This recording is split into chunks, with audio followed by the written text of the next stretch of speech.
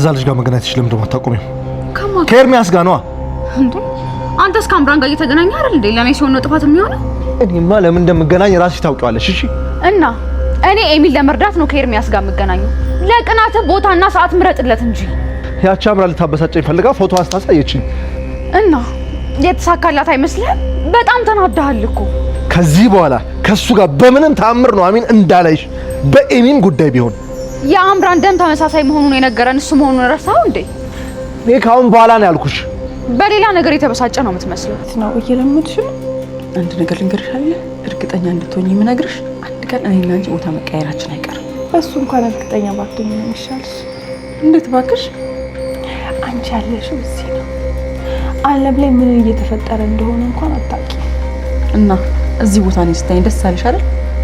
አንጀቴ ቂቤ እንደጠጣ አንቺ ራስሽ መመስከር ትችያለሽ። ልክ ነሽ። ያሰብሽው ሁሉ ተሳካልሽ አይደል? እንዳልኩሽ ነው፣ ግን ጊዜ ያሰረውን ጊዜ ይፈታዋል። መጀመሪያ ተጨንቄ የሰራሁልሽ ምግብ አትቀበይኝ? መርዝ አድርገሽስ ቢሆን አመጣሽ። እሱማ ልክ ነሽ። ያው አይጣፍጥሽም ብዬ በጨው ቦታ እሱን ለጨመርኩት። የሞት ባልንጀራ እንደሆነ የታወቀ እኮ ነው እንዴ። በዚህ እርግጠኛ ከሆንሽ ሄጄ ሳጥንሽን ላዘጋጅልሽ እንዴ? አምራ እንደ ሌሊት ተስማ እንደተዝናናሽብኝ አትቀሪም ወይ? ዝኑ ቀምሼ እኮ ነው የገባሁት ነው ወይስ እንደገና ጨምራበት ይሆናል ብለሽ ሰጋሽ? አምራ እኔና ባለቤቴን እንደሆነ አንዴ ተበቀለሽናል። እባክሽ ልለምንሽ፣ ልጄን አድኝልኝ። እባክሽ አላልሽም? ቆይ ለመሆኑ ይሄን የልመና ቃል ታውቂዋለሽ እንዴ?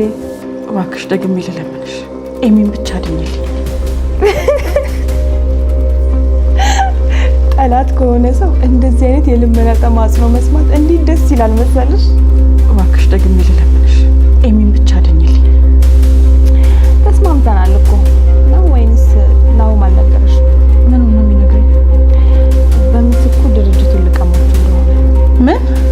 አምራን እንግዲህ ለብዙ ጊዜ ስታስበውና ስትመኘው የነበረውን ነገር ይፋ አድርጋለች ማለት ነው። ምክንያቱም የድርጅቱን 80% መውሰድ እንደምትፈልግ ለናሆምና ለቤተሰቡ ይፋ አድርጋለች ማለት ነው። በእርግጥ ይሄ ነገር እነሱን ቢያስደነግጣቸውና ግራ ቢያጋባቸውም ግን አምራን ይሄንን ማድረግ እንደምትፈልግና አለበለዚያ ደግሞ እነሱ የሚፈልጉትን በፍጹም እንደማትሰጣቸውና ለሄምም እንደማትደርስላት አብስራቸዋለች ማለት ነው። እንግዲህ ናሆም አምራን ትልቅ ነገር ልትጠይቀውና ወይም ደግሞ ከበድ ያለ ነገር እንዳሰበች ግልጽ ነበረ።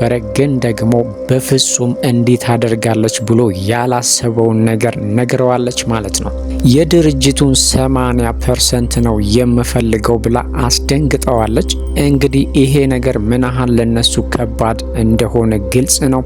አቶ ላይኩን እንግዲህ እድሜያቸውን ሙሉ ለፍተውና መከራቸውን አይተው ያፈሩትን ሀብትና ንብረት እሷ በቀላሉ መውሰድ ትፈልጋለች።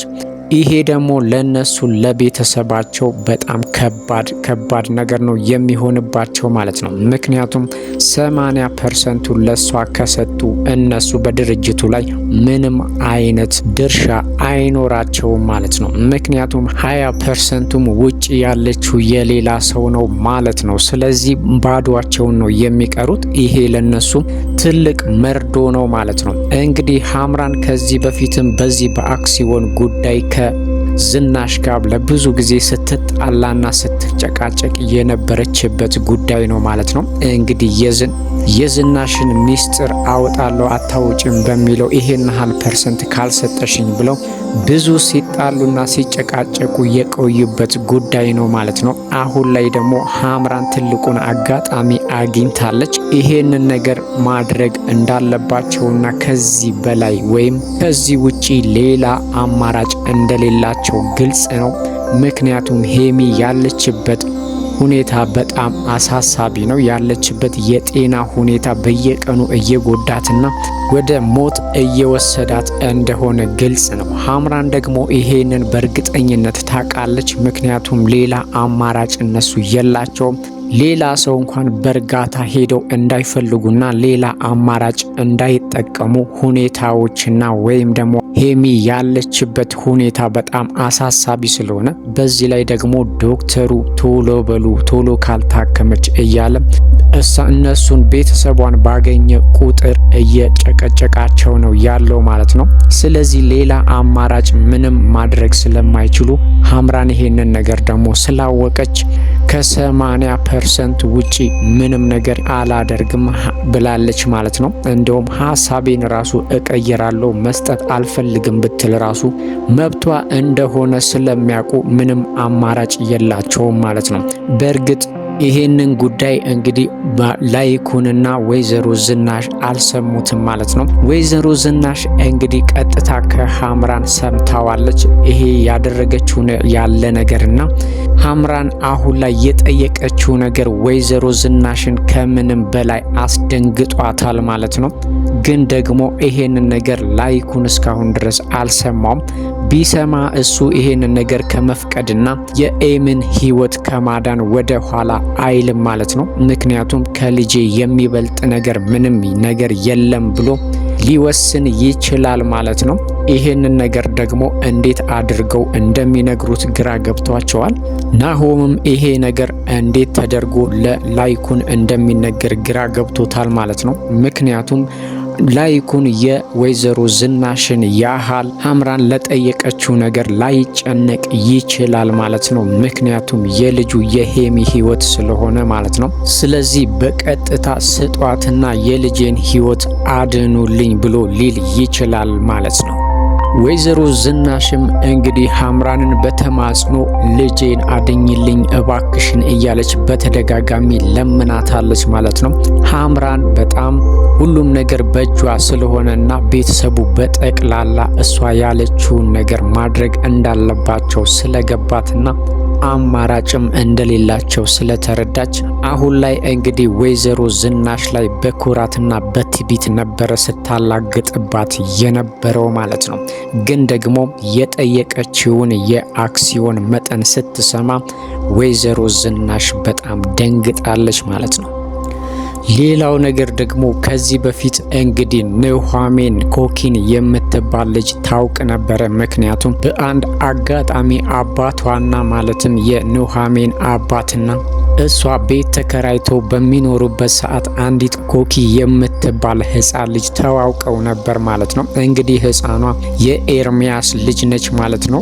ከአንዲት ከሴተኛ አዳሪ የወለዳት ልጅ ነች ማለት ነው። ይሄንን በእርግጥ ኑሃሚን የኤርሚያስ ልጅ መሆኗን ባታውቅም አጋጣሚ አስተዋውቋቸው ነበር ማለት ነው። እንግዲህ እሷ ልጅ አሁን ላይ የት እንዳለችና ማጋ እንደሆነች አይታወቁም ነበር ማለት ነው። በእርግጥ እናትየዋ ለአንድ ላሳዳጊ ድርጅት ሰታት ነበረ ማለት ነው ኮኪን።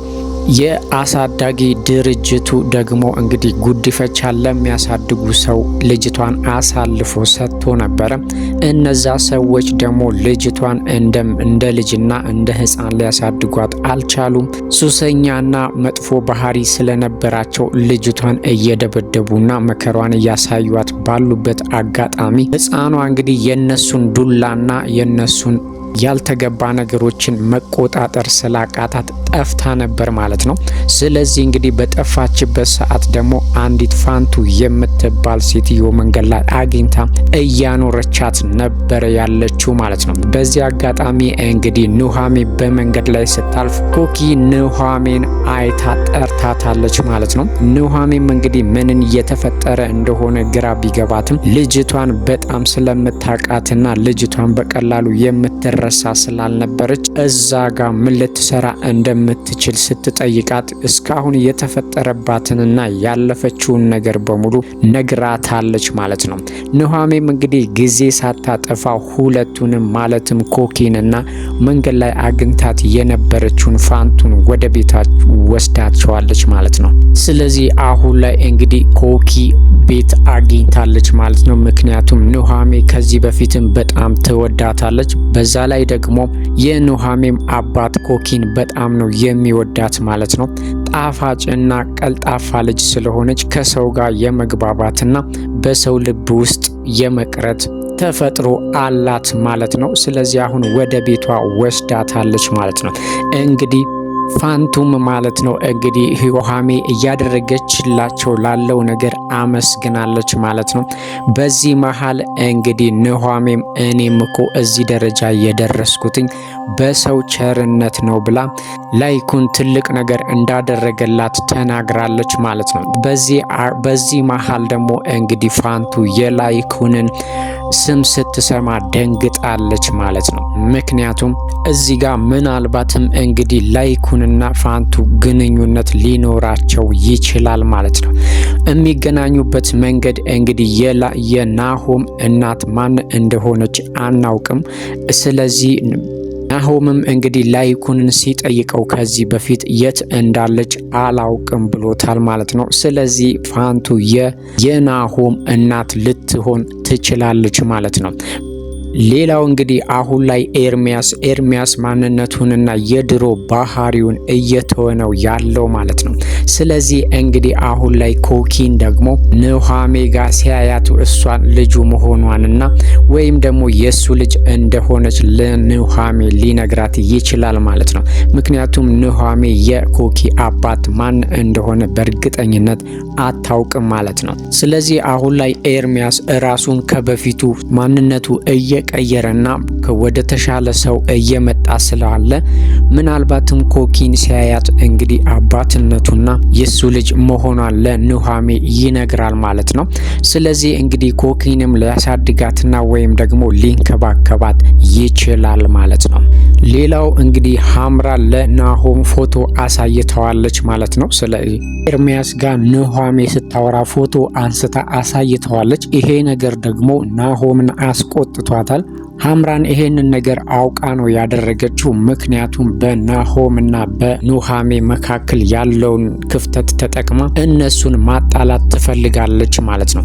እንግዲህ ደግሞ አሁን ላይ ደግሞ ኮኪን ከኑሃሜ ጋር እንደሆነች ኤርሚያስ ካወቀ ወደ እሷ ጋር መምጣቱና ከኑሃሜ ጋር ቶሎ መገናኘቱ የማይቀር ነው ማለት ነው። ስለዚህ ናሆም ደግሞ በከባድ ማስጠንቀቂያ ሰጥቷታል ማለት ነው። በምንም አጋጣሚ ከሱ ጋር ላይሽ አልፈልግም ብሎ ማስጠንቀቂያ ሰጥቷታል ማለት ነው። ስለዚህ እዚህ ጋር የሀምራን ያደረገችው ነገርና በሁለቱ መካከል ሰላም እንዳይሆን የምታስበው ነገር ሊሳካላት ይችላል ማለት ነው።